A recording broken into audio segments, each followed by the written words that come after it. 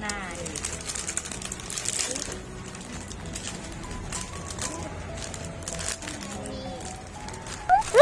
เส้นขาวด้วยก็มีเครื่องปรุง2 ซอง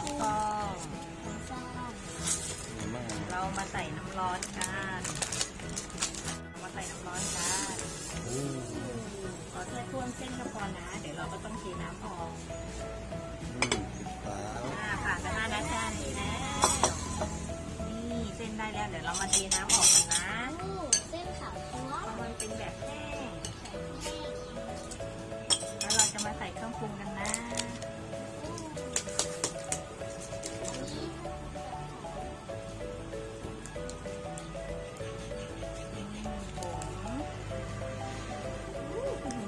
มีผักด้วย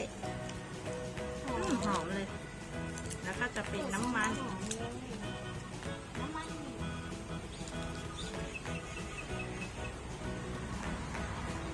เจียวน้ำมันพืชเลยอ่ะสีใส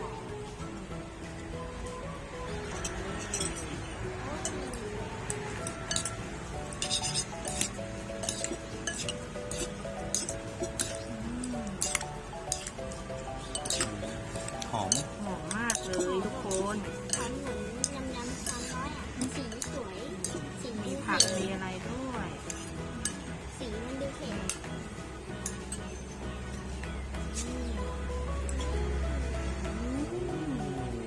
น่ากินมากเส้นยาวจังเลยยาวมากยาวกว่าได้อีกอ่ะ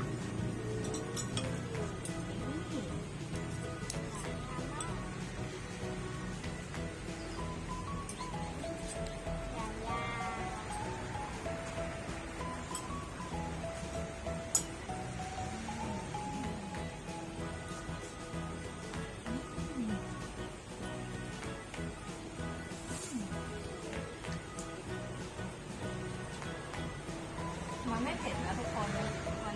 เหมือนผงกะหรี่อ่ะผงปูผัดผงกะหรี่รสชาติเหมือนปูผัดผงกะหรี่เลยนะไม่มีเผ็ดนะ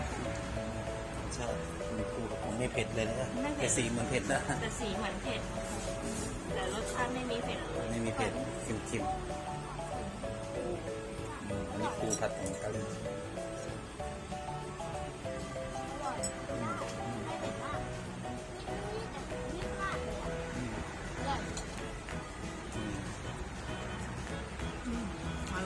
เส้นเขาเหนียวนุ่มด้วยเส้นเหนียวนุ่มแต่คอนเซ็ปต์ของมาม่าออก